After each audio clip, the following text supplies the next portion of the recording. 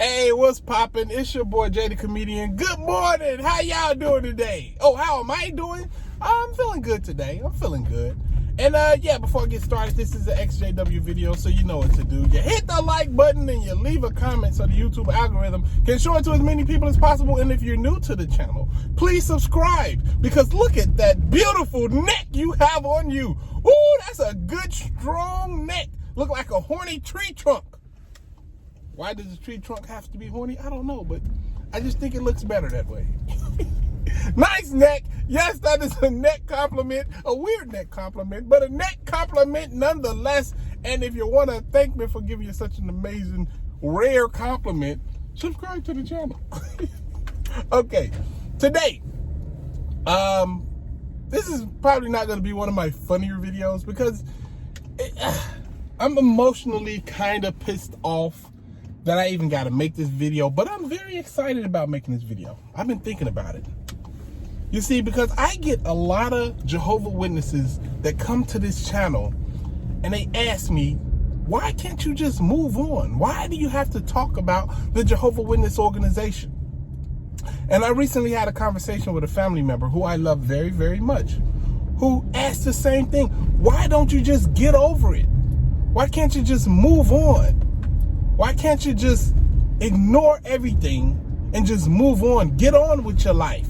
You don't have to talk about the organization. Just leave. You're already gone. Just go on with your life. And when they say that, just also know that they're saying, just go on so you can die and be, you know, just go on and die. That's what they're also saying. That's what these loving family members were saying to me, right? But this is my counter argument. Because when I was young, right? Little kid, I'm talking about 9, 10 years old. I had this friend. His name was Daniel Stanford.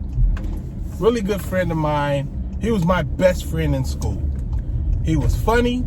We both liked to play the same sports, which is basketball. We both loved dinosaurs and watching movies. Our favorite movie was Jurassic Park. We loved playing video games and just hanging out.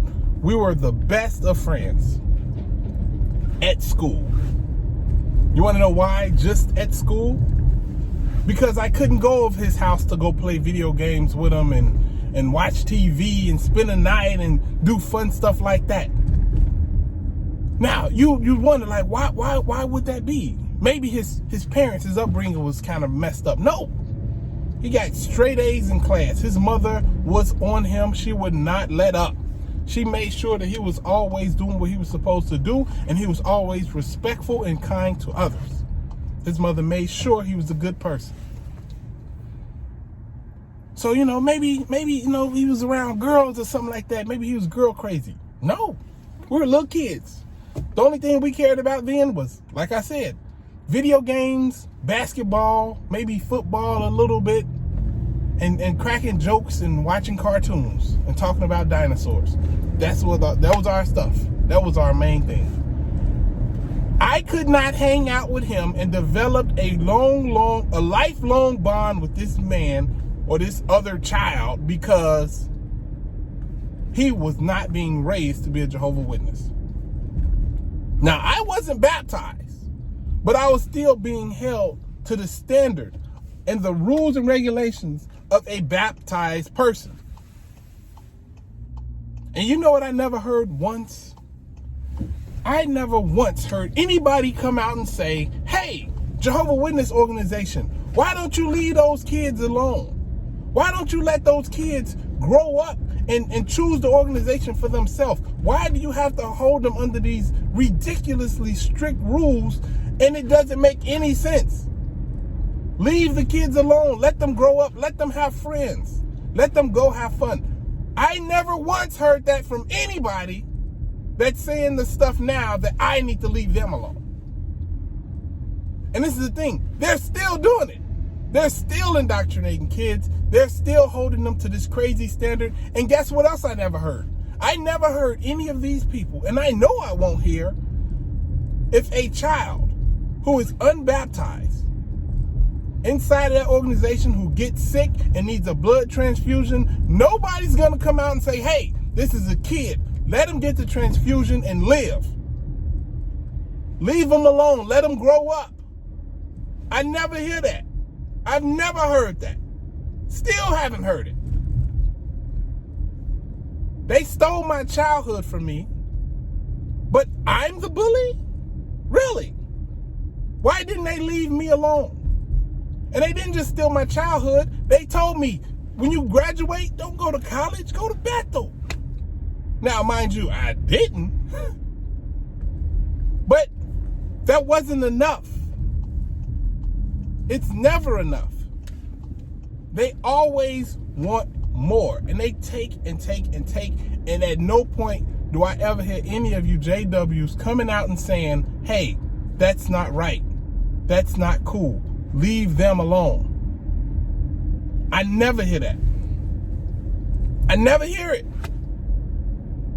All I hear from you guys is, hey, you know, this is Jehovah's will. This is Jehovah's organization. This is Jehovah's will. Like, y'all can make a ton of excuses as to why they're okay with doing the horrible stuff that they do, but I never hear any excuses or any reasons why it's not okay for me to say what I say.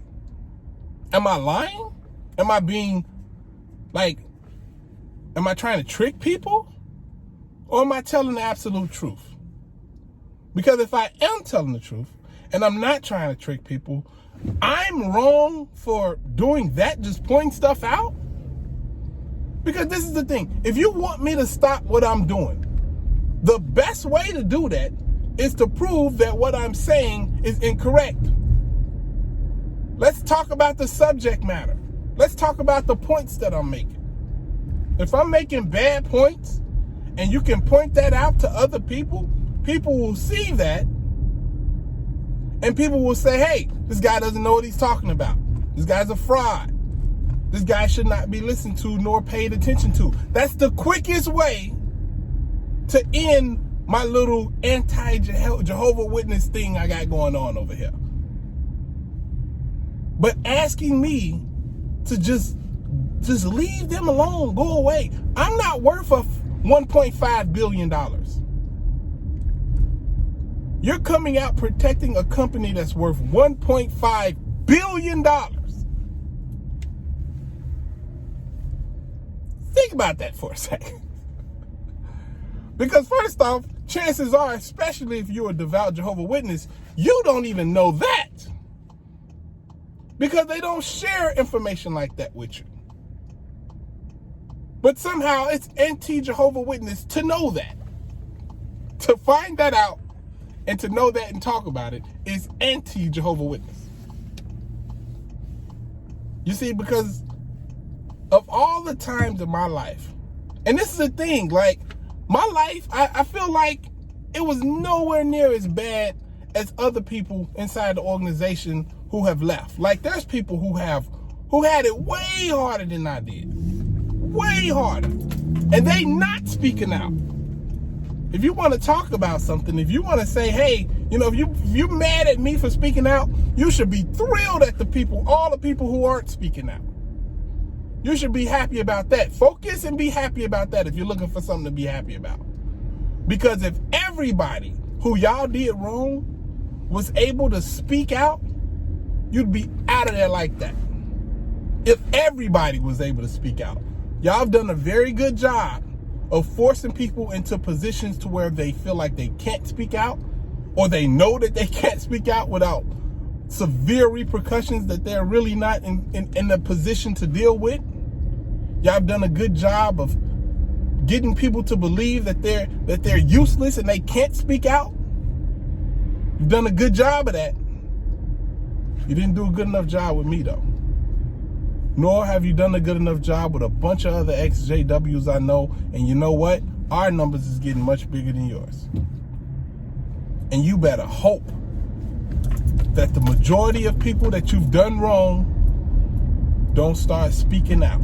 Because the more people that speak out, the more people that band together and say, nah, not no more. My story is going to be out there too. The more people that do that, the worse it's going to be for you. So if you want to be happy about something, be happy about the people who ain't speaking out. Because the people who are speaking out, we're going to continue. Because at every moment in my life, you guys were thorough. You guys were intrusive, and you were very forceful with this religion. You didn't give me an option. So please, shut the hell up. And listen. And if you don't want to listen, then don't. But one thing I will never do is shut up. I'm not in your religion no more. I don't have to listen to your rules anymore. So just know that. You've done a lot. You've heard a lot. And every time I get somebody to even doubt just a little bit that organization is not the best thing for them, I feel like I've saved a life. Because if you have any inkling of a doubt in that organization and you're sitting there on the operating room table and they're telling you you're going to die if you don't take a blood transfusion, you're going to take the blood transfusion and you're going to live. I'm okay with that all day long. All day, all week, twice on Sunday. But it's your boy Jay the Comedian. I hope y'all are having a great day. I'm having a great day. And if you think I'm going to shut up, you're wrong. Holla, Jaguala.